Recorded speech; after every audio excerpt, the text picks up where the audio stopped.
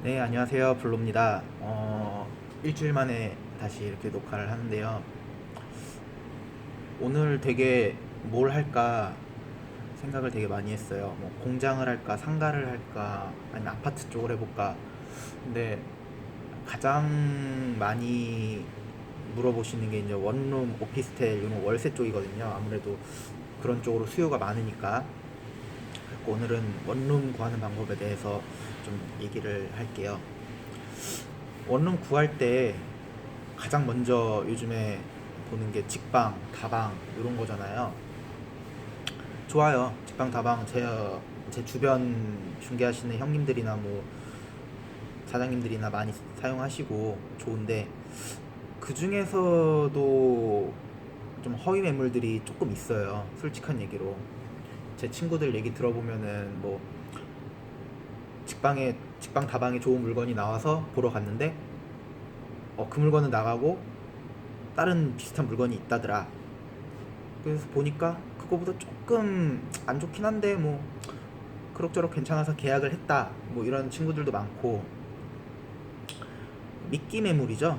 예, 그런 거를 그런 게 인증을 안 하다 보니까 할 수가 없는 시스템이다 보니까 그런 게 되게 많아요. 물론 다 그렇다는 건 아니지만 일부 그런 중개사 분들도 계시고, 그래가지고 저는 그 녹색창 녹색창을 저는 추천드립니다. 거기 같은 경우에 어떤 시스템으로 운영이 되냐면은 직방다방 같은 경우에는 개인이 직방다방에 계정을 만들어서 월 정액권을 끊으면은 월 정액권을 끊고 중개사 인증을 하게 되면은 매물을 마음대로 올릴 수가 있어요. 근데 네이버 부동산 같은 경우에 어떻게 하냐, 그 중개 거래망이라고 있어요. 중개사들만 이제 사용을 하는 건데 뭐 매경 뭐 114, 뭐 부동산 서브, 아니면은 뭐 요즘에 중개사 협회에서 만든 한방 이런 것들인데, 이런 데 올라오는 것들은 중개사들끼리 물건 공유를 위해서 올리는 것들이에요. 근데 그런 데이터베이스들을 가져다가 네이버 부동산에다가 올려요. 네이버 부동산이 그 데이터베이스를 끌어다 쓰는 거죠. 그렇기 때문에 허위 매물이 있을 수가 없어요. 왜냐, 직방다방 같은 경우에는 제가 만약에 뭐 50에 30짜리 방 좋은 거 신축 그런 원룸이 나왔어요. 그거 올려요. 보러 와요. 뭐 개인이 보러 오겠죠. 개인이 보고 오는 거니까. 근데 사실상 그 물건 없거든요. 그러니까 이렇게 얘기를 하겠죠. 아, 50에 30짜리는 그거는 나갔다. 그렇게 좋은 물건이 지금까지 있겠냐. 그거 올리자마자 바로 나갔다. 근데 그거보다 5만 원 좀 더 비싼데 비슷한 물건이 있다 하면서 보여주는 거예요. 이런 식으로 하는 거고. 근데 네이버 부동산 같은 경우에는 중개거래망을 이용하다 보니까 어떤 문제가 생기냐면, 그렇게 허위 매물을 올려버리면은 그게 중개거래망에도 올라간단 말이에요. 그러면 다른 부동산 업자가 AP 작업을 하려고, 공동 중개를 하려고 저한테 전화가 와요. 50에 30짜리 물건 있냐? 없습니다. 아, 그래요? 알았어요 하고 끊어버리는 거예요. 그러니까 허위 매물을 올리는 게 의미가 없어요. 솔직한 얘기로 거기는.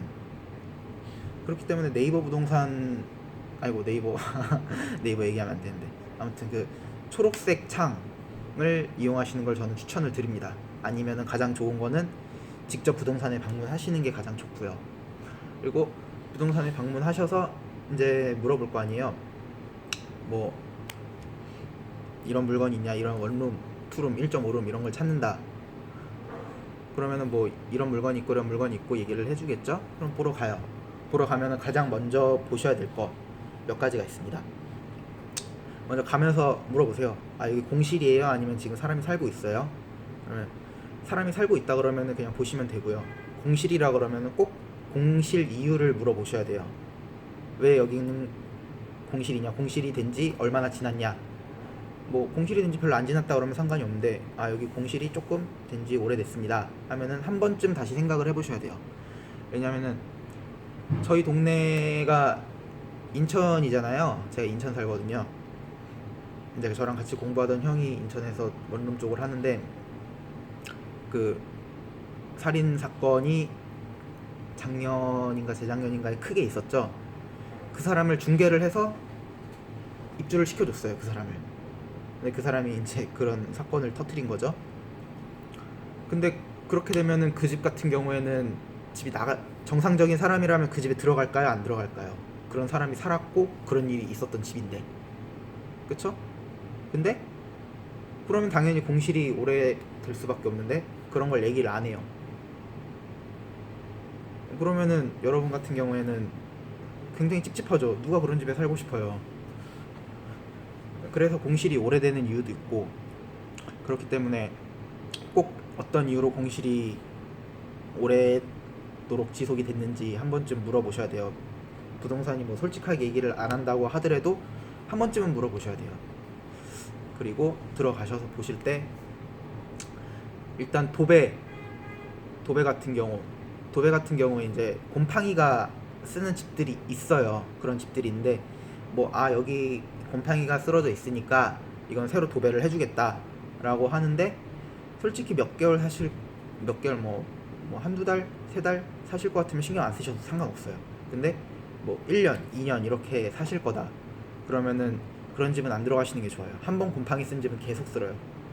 곰팡이가 집이 습해서 생기는 것도 분명히 있지만 벽 타고 올라오거든요. 그러니까 곰팡이가 한번 생기는 집은 그 집 자체에 문제가 있는 거예요. 곰팡이 있는 집에서 살면은 당연히 건강도 안 좋아지겠죠. 그 곰팡이균이 계속 날아다니니까. 도배를 새로 한다고 해서 해결될 문제는 아니에요. 그런 집은 아예 피하시는 게 좋아요.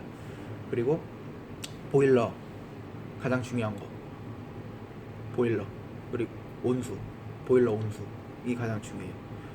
그리고 수압, 샤워기를 틀었을 때 물이 세게 나오는지, 그리고 변기를 내렸을 때 물이 잘 내려가는지, 가장 기본적인 거겠지만 수압이 약하면은 나중에 변기물 같은 경우에도 막히면은 변기 막혔다고 해갖고 집주인한테 뚫어달라고 그럴 거예요?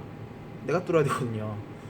그러니까 그런 것도 가장 잘 보셔야 되고, 물 잘 나오는 거 그런 거 꼭 확인하셔야 되고, 그리고 또 뭘 봐야 될까요?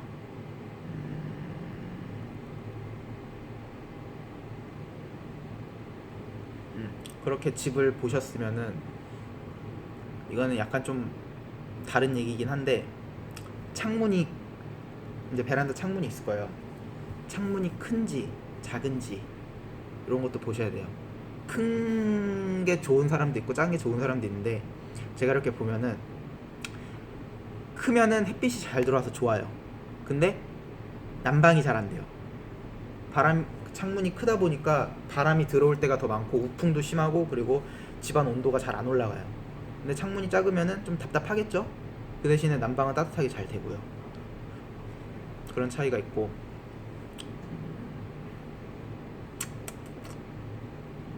그리고 보실 때 물어볼 거예요. 집 어떠세요? 마음에 드세요? 그러면은 그냥 예, 마음에 들어요 이렇게 얘기하지 마시고, 그냥 괜찮네요, 이런 방도 있어요, 이런 식으로만 얘기하세요. 이런 방도 있어요.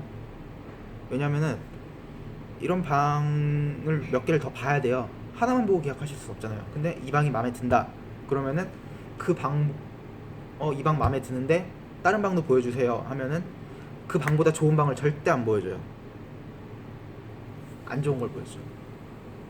이게 저희들도 브리핑 할 때 순서가 있어요. 이제 물건이 몇 개가 있을 거 아니에요. 그러면 좋은 거부터 보여주느냐, 아니면 좋은 걸 제일 나중에 보여주느냐, 이게 개인 스타일 따라 좀 다르긴 한데, 저 같은 경우에 좋은 걸 먼저 보여주거든요.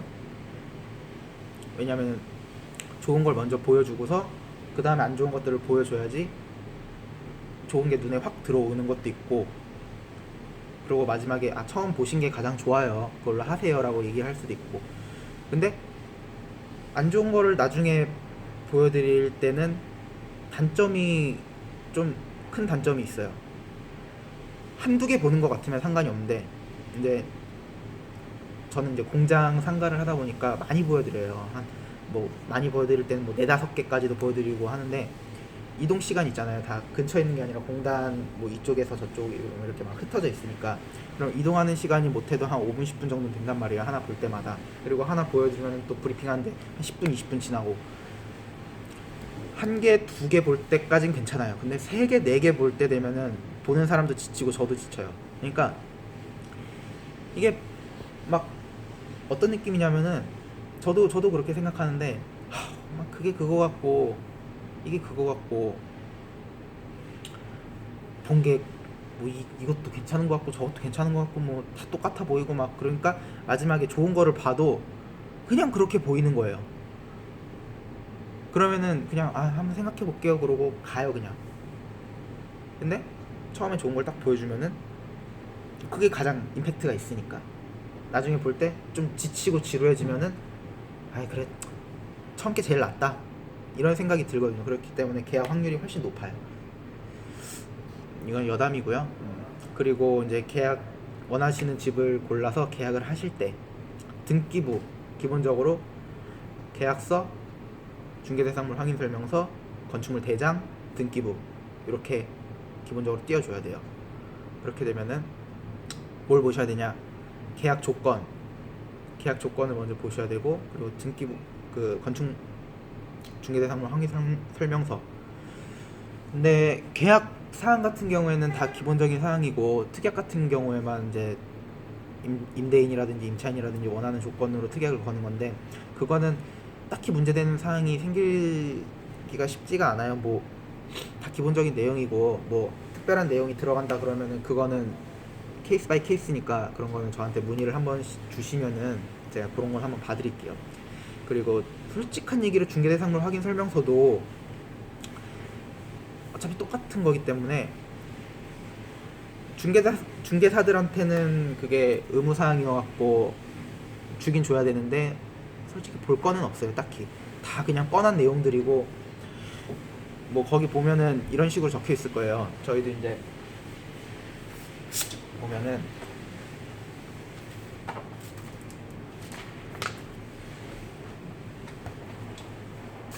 확인 설명서에 벽면 누수, 벽면 균열, 누수, 뭐 배수 이런 사항에 대해서 뭐 이상 유무가 있는지 적는 란이 있어요. 근데 거기에 신축 건물 같은 경우에 상관이 없는데, 조금 한 좀 된 건물들은 다 분명히 이렇게 적을 거예요. 뭐 노후로 인한 균열 개연성 있음, 노후로 인한 누수 개연성 있음, 이런 식으로 적을 거예요. 이거는 중개사들이 어쩔 수 없어요. 이렇게 적는다고 해서 뭐라 그러지 마세요. 왜냐면은 뭐 지금 당장은 이상이 없어요. 근데 오래된 건물이다 보니까, 솔직한 얘기로 저희가 뭐 가가지고 여기 벽면에 뭐 금이 가 있나, 뭐 1층부터 3층까지 다 보고, 막 벽면 다 보고, 뭐 각 집마다 두들겨서 들어가 갖고 여기 혹시 물 새는 데 있어요? 윗집 올라가서 여기 혹시 물 새요? 하면은 물 샌다고 얘기하겠어요? 솔직한 얘기로 안 새요. 새도 안 샌다 그러죠. 그러니까 알 수가 없어요. 근데 안 샌다고 적었는데 만약에 새봐요. 그러면은 저희한테 와요.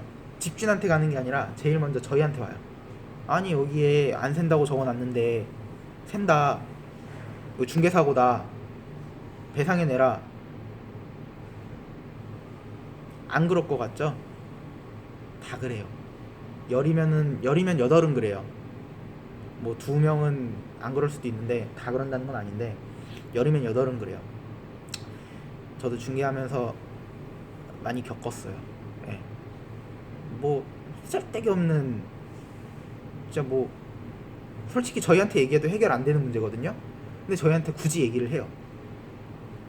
뭐 하나라도 걸고 넘어지려고. 여러분들이 그런다는 건 아니고, 그런 분들이 많아요. 많기 때문에 저희들이 그런 거에 대해서 미리 예방하고 방어하는 차원에서 그렇게 적는 거지, 그게 꼭 그렇게 적었다고 해서 균열이 있고 누수가 있고 그런 건 아니에요.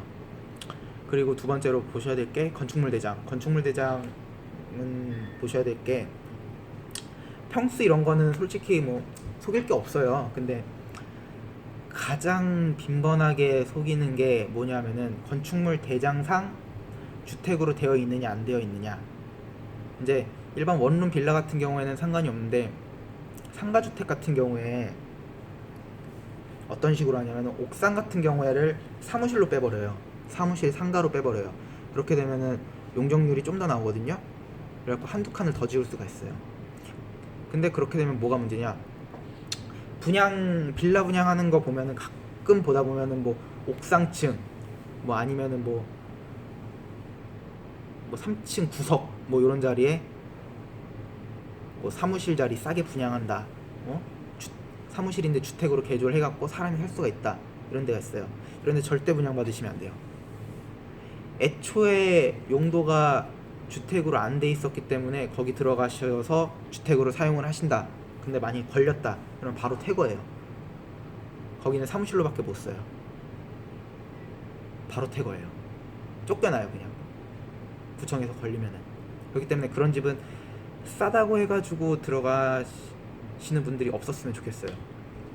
제가 손님들한테도 항상 말씀드리는 건데, 싸고 좋은 건 없습니다. 싸고 좋은 건 없어요. 속된 말로 대가리에 총 맞지 않는 한 그런 거는 없습니다. 반대로 생각해 보시면은 이해하시기 편해요. 여러분이 집주인인데 내 집이 정말 새 거고 우리 빌라가 정말 새 거고 시설도 잘 해놨고 내가 돈도 투자 많이 했는데, 옆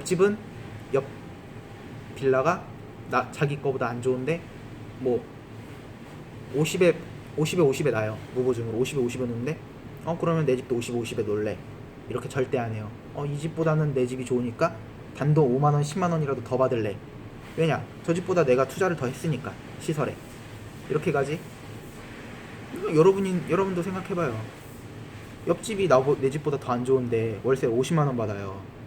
근데 내가 40만원 내놔요? 그럴 필요가 있어요? 없잖아요. 따라도 안 그러는데.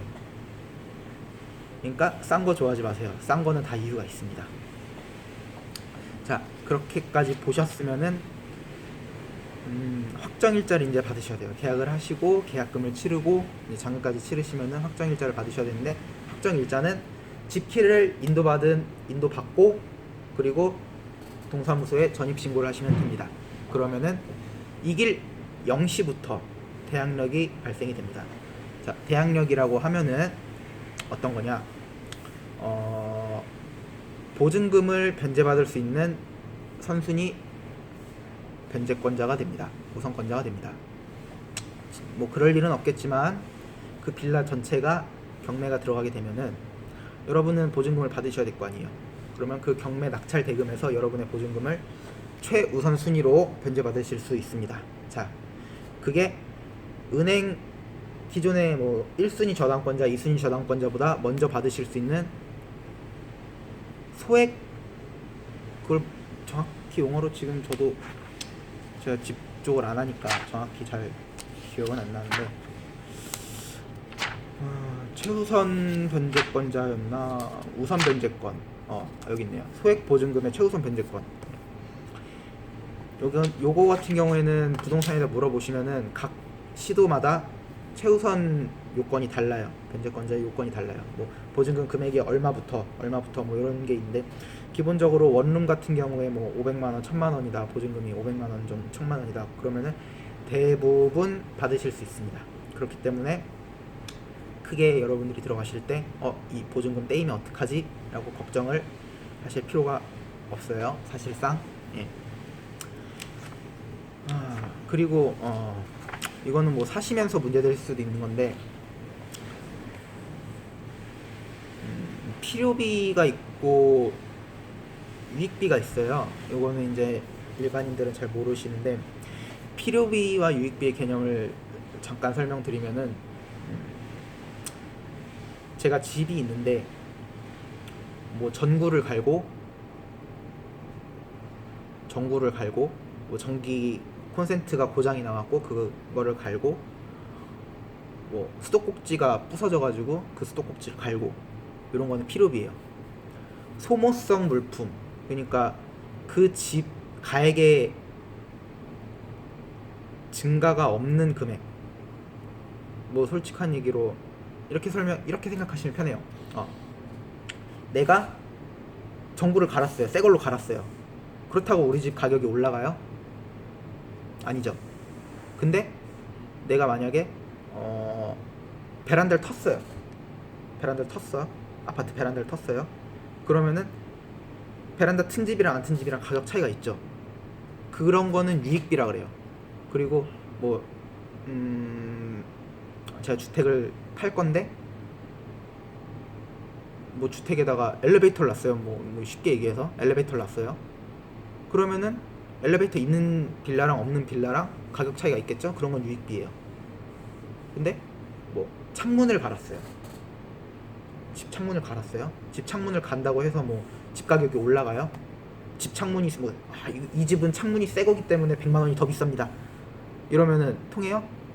말도 안 되는 소리죠. 그런 거는 필요비라 그래요.